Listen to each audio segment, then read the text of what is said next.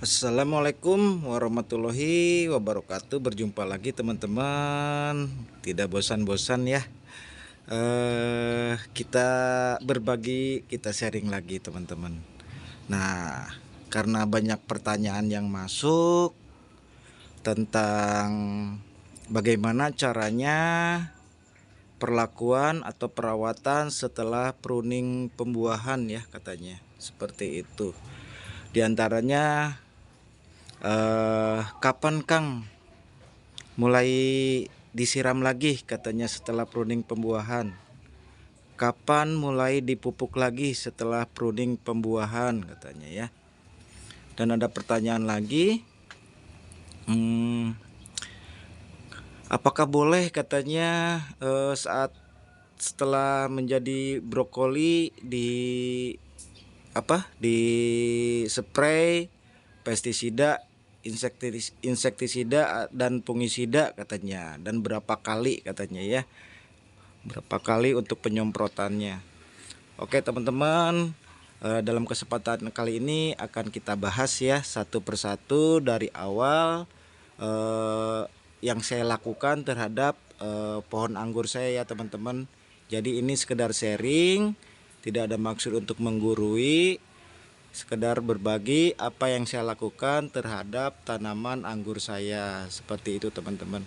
Oke ya teman-teman ya, kita langsung gaskan saja.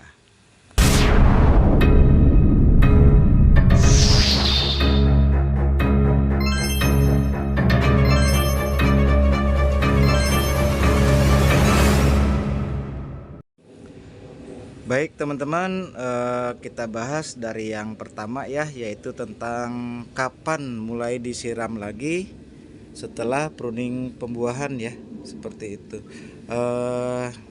Saya pribadi teman-teman, untuk penyiraman ini setelah pruning pembuahan ya, setelah kita pangkas,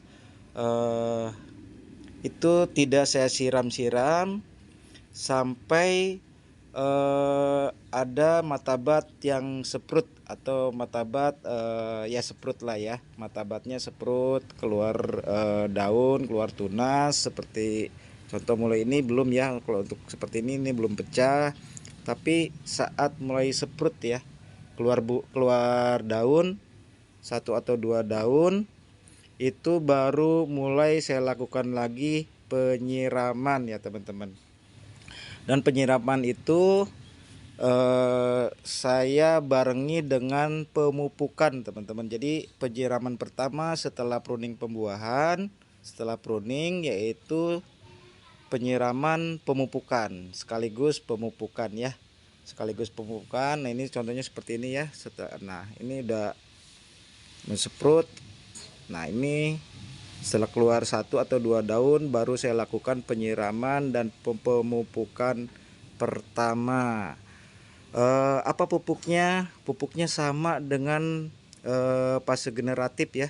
Pupuknya sama dengan fase generatif, yaitu saya memakai MPK KNO3 putih plus boron ya, dan sedikit magnesium sulfat. Nah, untuk dosisnya tetap sama dengan saat kita melakukan pupuk generatif ya. Untuk dosisnya tetap sama. Setelah itu kapan lagi kita melakukan pemupukan kemudiannya? Selanjutnya saya lakukan setelah menjadi beri ya. Saya lakukan lagi setelah menjadi beri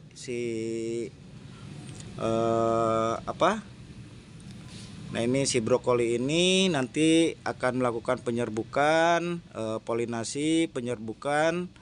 Nah setelah itu akan menjadi beri. Setelah menjadi beri baru saya lakukan lagi pemupukan yang kedua. Jadi dalam fase dari keluar matabat terus menjadi brokoli, saya hanya melakukan pemupukan sekali saja, seperti itu. Tetapi untuk penyiramannya, setelah keluar seprut itu, keluar tunas dan daun, untuk penyiramannya silakan kondisional ya teman-teman. Penyiramannya kondisional, bila media tanam kita sudah kering lakukan penyiraman. Tetapi untuk dosisnya dikurangi ya teman-teman. Yang penting lembab aja, jangan sampai jenuh, jangan sampai berlebihan, karena ini lagi di fase brokoli ya. Secukupnya aja, yang penting lembab. Kalau masih sekiranya seperti ini nih, di atas kering, tapi kalau kita ini masih basah seperti ini, masih lembab, itu jangan jangan disiram dulu ya teman-teman, biarkan saja seperti itu. Oke, terus penyiraman sudah, pemupukan sudah, dan untuk penyemprotan pestisida ya teman-teman. Penyemprotan pestisida bisa dilakukan saat seprut boleh, saat mau seprut seperti ini boleh, dan saat brokoli seperti ini boleh ya. Mulai dari brokoli sebesar ini, mana ya, aduh ini udah besar juga ya. Boleh teman-teman, itu mau selang 1 hari, sehari seminggu, atau 4 hari sekali boleh ya teman-teman. Mau diselang-seling antara fungisida atau insektisida boleh, biasanya selang 3 hari ya. Tetapi boleh disatuin juga ya, dicampur antara insek dan fungi, seperti itu ya teman-teman ya.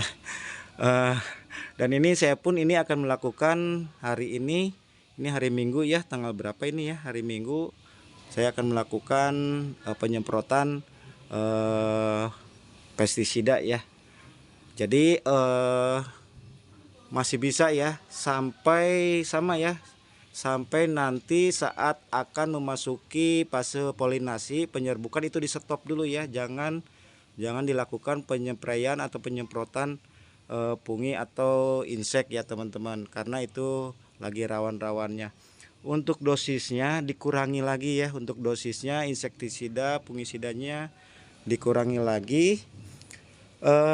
Takarannya yaitu 0,5 ml, 0,5 mili berbanding 1 liter air ya, berbanding 1 liter air. Jadi boleh juga setengah dari dosis yang biasa teman-teman lakukan penyempraian, seperti itu ya teman-teman. Baik teman-teman, ini saya udah menyiapkan 1 liter air ya, ini 1 liter air, dan ini untuk insektisidanya saya menggunakan Abasel atau apapun teman-teman boleh ya, yang mengandung abamectin ya. Ini insya Allah ampuh untuk hama trip, sangat baik sekali untuk hama serangga. Dan untuk funginya saya memakai Amistartop, boleh apa aja ya teman-teman, boleh insektisidanya boleh antrakol, boleh pokoknya apa aja. Nah, jika teman-teman tidak punya ini ya, sama seperti saya tidak punya alat pengukur mililiternya, saya memakai dosis 1 tetes aja ya. Untuk inseknya 1 tetes, untuk funginya 1 tetes ya. Jangan berlebih, jangan lebih ya teman-teman, tipis-tipis saja teman-teman.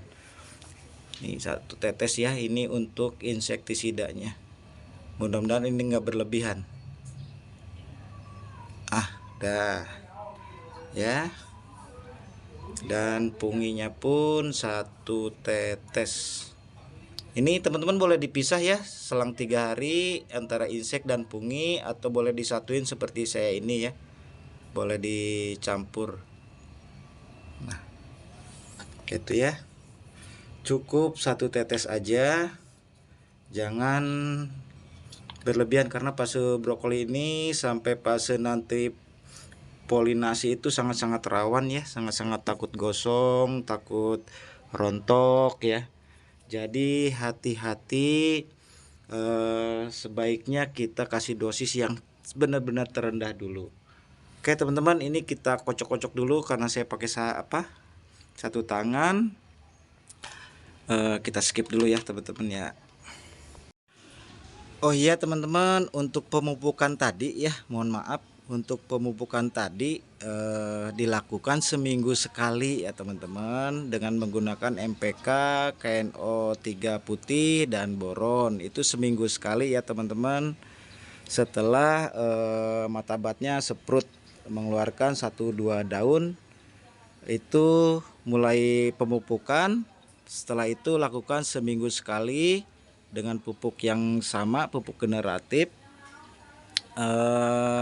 sampai mendekati polinasi ya, sampai mendekati saat si berinya akan akan berbunga ya. Jadi di stop akan mendekati polinasi teman-teman, seperti itu ya. Oke, kita lakukan penyemprotan dulu fungisidanya ya. Kita lakukan penyemprotan dulu insektisida dan fungisidanya. Oke, bismillahirrahmanirrahim. Tuh kita lakukan penyemprotan ya.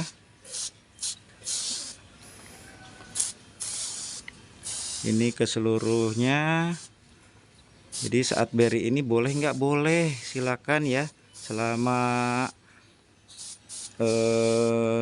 brokoli maaf ya, bukan beri, selama brokoli ini silakan lakukan penyemprotan insek ataupun fungisida ya, tidak apa-apa.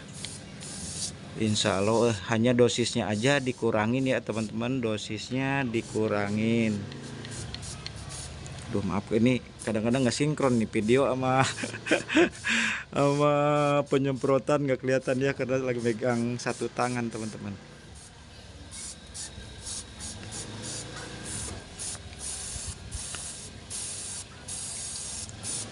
Aduh nggak kelihatan ya, tuh kan nggak kelihatan.